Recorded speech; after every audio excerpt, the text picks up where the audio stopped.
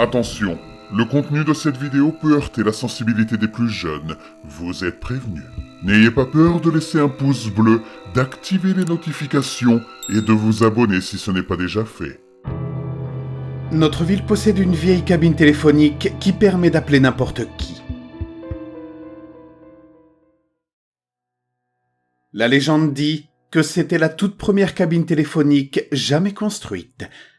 Je ne sais pas si j'y crois vraiment, mais les rumeurs ne sont pas sans fondement. Je ne dirai pas où nous sommes, mais si vous nous cherchez, vous verrez que notre ville fut l'une des premières aux États-Unis à utiliser des téléphones à pièces à l'orée du siècle dernier. Avec une telle histoire, les gamins ne pouvaient pas s'en emparer et broder. Les plus âgés, ceux de l'université, nous en parlaient en se grattant le menton mal rasé, perchés sur les vérandas du quartier, où ils passaient l'été à rêvasser et avaler de la bière à même des bouteilles crasseuses, comme si c'était l'air qu'ils respiraient. Joey disait qu'il l'avait fait sur un pari en CE2, bien plus jeune que nous à l'époque. Il était entré tout droit dans la cabine sans toit et à moitié pourri, avait décroché le combiné et l'avait plaqué contre son oreille. Il avait pensé très fort à un nom dans sa tête, très très fort, jusqu'à voir un visage quand il fermait les yeux. Et le téléphone avait commencé à sonner. On lui avait demandé qui il avait appelé, mais il avait fini sa bière et nous l'avait balancé dessus. Il nous avait envoyé balader en jurant, grognant qu'on ne pouvait jamais dire à personne qui on a appelé, sinon on est maudit pour l'éternité. À partir de là, mes amis et moi avions harcelé tout le monde jusqu'à ce qu'on obtienne quelque chose, rien que pour qu'on nous fiche la paix. Ce qui nous avait surpris, c'est que tout le monde avait une histoire. Chaque histoire était différente, mais nous avions appris qu'une visite à la vieille cabine téléphonique était un rituel incontournable pour tout garçon du coin souhaitant devenir un homme. Le consensus général allait comme suit. Après que la ville endormie eut fermé les yeux et éteint ses lumières, on se retrouvait avec ses amis à l'ancien réservoir d'eau, au-delà de la pointe ouest de la ville et de la dernière rangée de maisons. J'en avais amené 4 avec moi, Lou, Dos, Victor et Charlie. Ils ne voulaient pas venir, mais il fallait des témoins, et j'en aurais assez si l'un d'entre eux se dégonflait. Ensuite, 2 billes, des repères pour le début et la fin du pèlerinage, et on posait la première au bord de l'eau. De là, on commençait son chemin en longeant la moitié du périmètre de l'étang, puis on marchait perpendiculairement à la rive en direction de la forêt. On continuait ainsi jusqu'à se retrouver profondément dans les bois, là où le froid transformait notre souffle en fumée. Impossible de le manquer alors. Quand nous avions atteint les bois, nous savions sans l'ombre d'un doute que nous étions les premiers d'une nouvelle génération à emprunter ce chemin.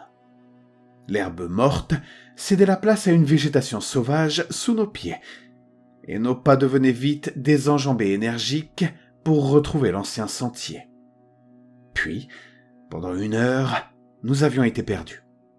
Chaque arbre paraissait aussi sombre et tordu que le précédent, et nos traces disparaissaient après quelques pas, engloutis par le feuillage.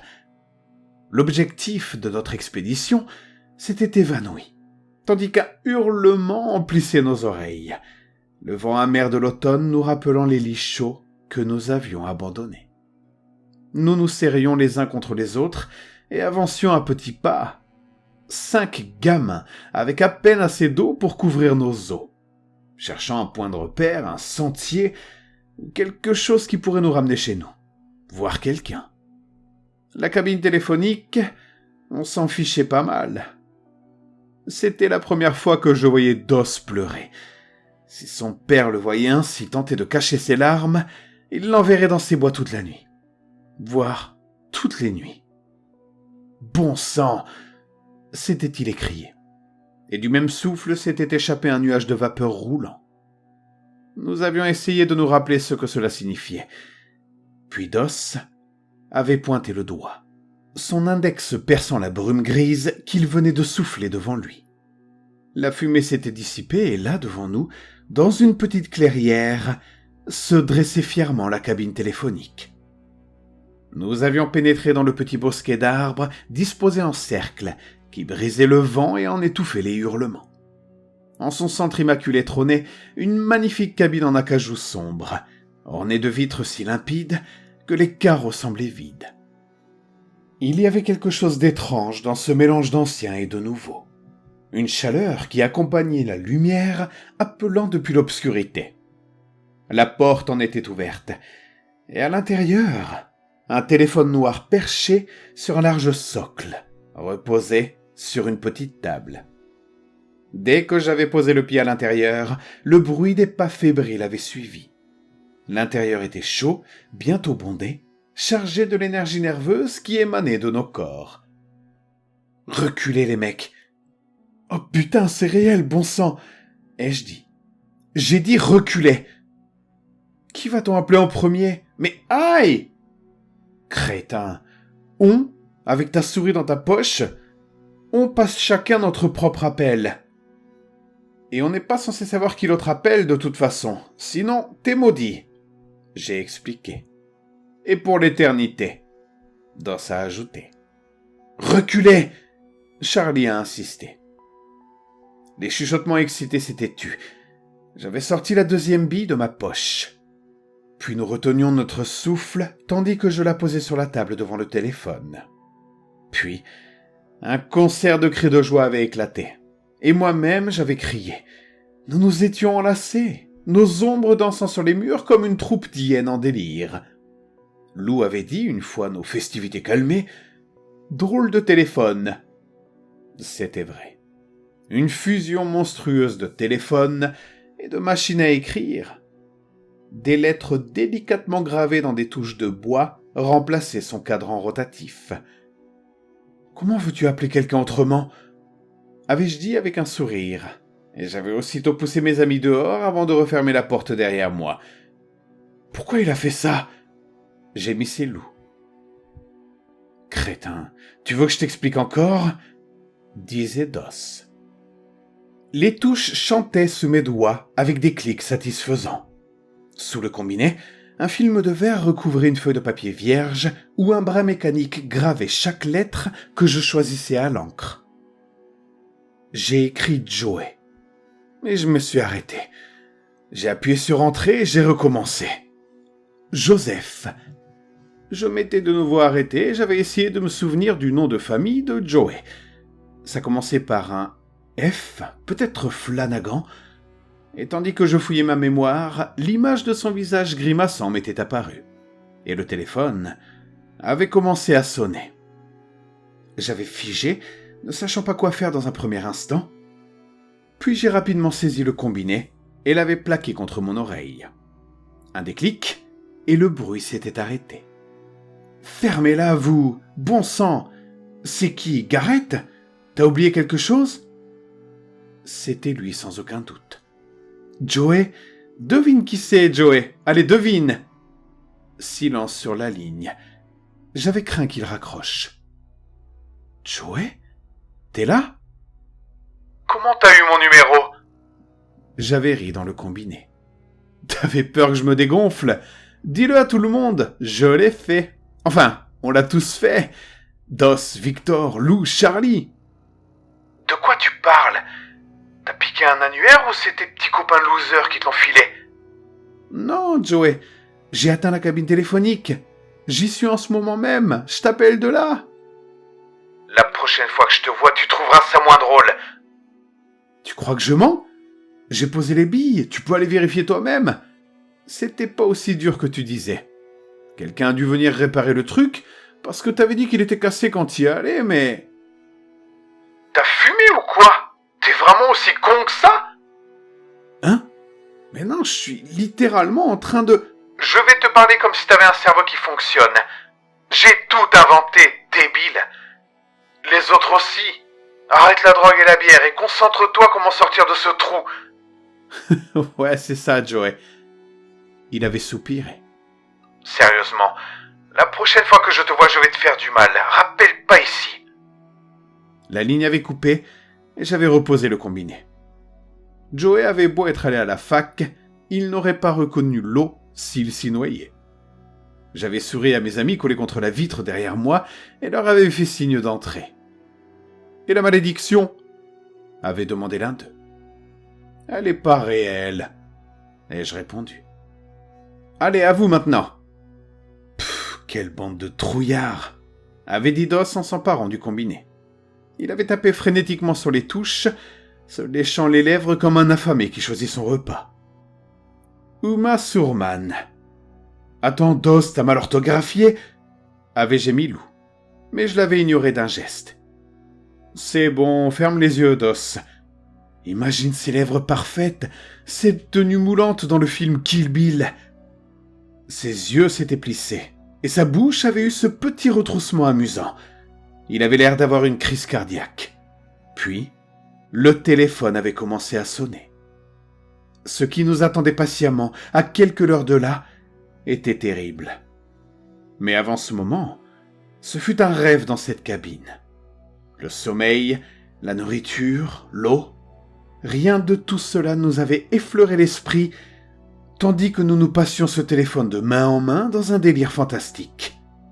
À notre grande déception, Uma Thurman n'avait pas répondu. Pas plus que Michael Jackson, Chuck Norris ou Jim Carrey. Mais nous avions eu quelques conversations notables, bien que brèves.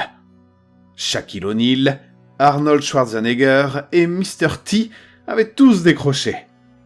On avait à peine eu le temps de placer quelques mots avant que la ligne ne coupe, mais ça comptait pour nous. Charlie tremblait des mains après avoir hurlé « Allô, monsieur Iron Mike !» dans le combiné. La personne à qui j'avais d'abord pensé, c'était l'ancien président Clinton. Aujourd'hui, je n'en aurais plus envie vu tout ce qui se passait dans les nouvelles. Mais à l'époque, c'était une légende. Lou disait que ça irait sûrement sur sa secrétaire ou un truc dans le genre. Mais j'avais le sentiment que la cabine trouverait le moyen de lui faire passer l'appel. Et je le jure sur la tombe de ma mère, ce soir-là, j'ai échangé quelques mots aimables avec le président des États-Unis d'Amérique, Clinton. Vous n'êtes pas obligé de me croire. Une grande partie de cette histoire paraît inventée, mais comme je l'ai dit, ça compte pour moi. Nous n'avions pas remarqué, quand Doss avait saisi le téléphone à nouveau, que notre temps était écoulé. Est-ce que ça en valait la peine de rire comme nous n'avions jamais ri ? J'ai besoin de réfléchir à la réponse. Mais je suis certain que Doss, lui, ne l'aurait pas fait. Personne n'avait fait attention à ce que Doss avait tapé dans le téléphone. Lou chantait avec Victor, et je me disputais avec Charlie pour savoir qui appelait ensuite. Et Doss avait déjà le combiné à l'oreille. « Chut, taisez-vous !» avais-je dit. « Qui t'appelle là, Doss ?»« Laisse-moi une seconde, » avait-il dit. Puis il avait murmuré « Aucune chance que ça marche. » Victor s'était glissé derrière son cousin et avait jeté un œil par-dessus son épaule. Ses yeux s'étaient plissés, écarquillés, puis rétrécis à nouveau dans la confusion. « Crétin, t'as oublié qu'elle est morte ?» Mais les yeux de Doss étaient fermés. Et le téléphone avait commencé à sonner. Victor s'était raidi comme s'il venait d'être touché par une balle. Il avait reculé d'un pas tandis que le reste d'entre nous se penchait en avant. La sonnerie s'était arrêtée. La conversation qui avait suivi entre Doss et ceux qui se trouvaient à l'autre bout du fil s'était déroulée à peu près comme ça. « Allô ? Allô, mamie ? » Vous voyez, je savais que ça marcherait pas. Je voulais juste vérifier. « C'est mon Doss que mes vieilles oreilles entendent ? » Mamie ? Mamie, c'est sérieux ? C'est vraiment toi ? Oui, c'est sérieux comme une crise cardiaque. C'est elle, Victor, c'est elle. Tu sais que papa dit encore ça à la maison. Sérieux comme une crise cardiaque. Ah, tu nous manques tellement, mamie. Tu me manques aussi, mon chéri. Victor est là ? Appelle-le. J'ai quelque chose à dire à mes petits-enfants. J'aurais aimé vous le dire avant, mais au moins ça n'a pas fait trop mal. Enfin, pas trop, quoi. Doss avait fait signe à Victor de s'approcher, mais celui-ci avait secoué la tête, le visage aussi pâle que la lune dehors. « Victor fait la tête, mamie. Dis-moi et je lui transmettrai après. » Il y avait eu des parasites et un gargouillement qui auraient pu être des mots. Le visage de Doss avait commencé à se déformer en quelque chose d'indéfinissable. ses yeux s'écarquillant jusqu'à rejoindre ses sourcils, sa bouche s'étirant et s'ouvrant, au moment même où les lumières de la cabine s'éteignaient.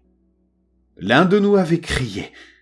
Ce son avait mis nos jambes en mouvement et la cabine avait explosé dans un chaos aveugle pour tenter de s'échapper. Il faisait étrangement plus clair dehors, et nous avions sprinté hors de la clairière, hors de vue de la cabine et de son téléphone. Nous avions repris notre souffle, juste au-delà des arbres, en clignant des yeux et en nous regardant avec nervosité. Quand Victor s'était retourné et avait commencé à marcher dans une direction au hasard, personne n'avait posé de questions. Nous avions suivi. « Attendez, on est un de moins là. Où est Dos ?» Nous avions regardé autour de nous, puis en direction du bosquet d'arbres que nous venions de quitter, redoutant l'idée d'y retourner. Mais nous n'avions pas eu à le faire. Dos était sorti d'entre les arbres à pas lourds, comme si ses pieds pesaient 1000 kilos. Il respirait par la bouche. Son regard était fixé à des kilomètres au-delà de nous. Il n'avait rien dit.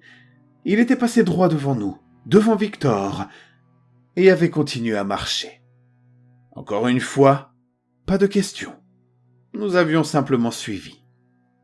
La route était apparue en un rien de temps. La cabine vous fait travailler pour la trouver, mais elle est pressée de vous recracher. Quand j'étais rentré, j'avais monté l'escalier en catimini. Au pied de mon lit, j'avais enfin réalisé à quel point j'étais épuisé. Je me suis glissé dedans sans mettre mon pyjama, ni éteindre la lampe de bureau, et je m'étais laissé emporter. La sonnerie de notre téléphone m'avait atteint avant que le soleil ne le puisse. J'étais figé, puis je me suis détendu. Le simple son d'une sonnerie me rendait nerveux. Ça me rend toujours nerveux. Mais c'était le téléphone de la maison, et soit mon père décrocherait, soit personne ne le ferait. 5 minutes plus tard, et ça sonnait toujours. Sans interruption, sans coupure. Aucun bruit de la porte de mon père qui s'ouvre. J'étais descendu et m'étais planté devant le téléphone qui hurlait. Comme s'il sonnait pour moi, et la conversation a été à peu près comme ça. « Allô ? Putain, ça fait 5 minutes que personne répond. Je sais pas ce qui s'est passé. Je suis à la cabine, là. »« Dos, c'est toi ? Pourquoi tu m'appelles ? T'y es retourné ? » ?»« Non, j'ai juste ouvert ma porte d'entrée et je crois que je ne suis jamais parti, en fait. »« Mais on a tous marché jusqu'à chez toi, Dos. De quoi tu parles ? » ?»« T'as peut-être marché dans ton sommeil ou un truc comme ça. Reviens, tu peux dormir chez moi. » Il fait nuit noire. Le soleil se lève là, je le vois. Non, tu comprends pas. C'est le noir total. Il n'y a rien ici. Il y a juste la cabine. Elle a dit que ça allait arriver. Oh non, pourquoi ? Dos, calme-toi, mec. Me force pas à venir te chercher. Raccroche pas, s'il te plaît, raccroche pas. Faut que tu viennes me trouver où elle a dit que... Je n'avais pas raccroché. C'est lui qui l'avait fait. Ou alors, la ligne avait été coupée. Quoi qu'il en soit, c'était la dernière fois que j'avais parlé à Dos. Ou qui que ce soit. Ce qui m'avait déçu, c'est que personne ne semblait s'en étonner. Ça avait du sens qu'un gamin fût avec son père comme le sien. Mais toutes ces années après, je pense encore que Dos essaie de trouver le chemin du retour.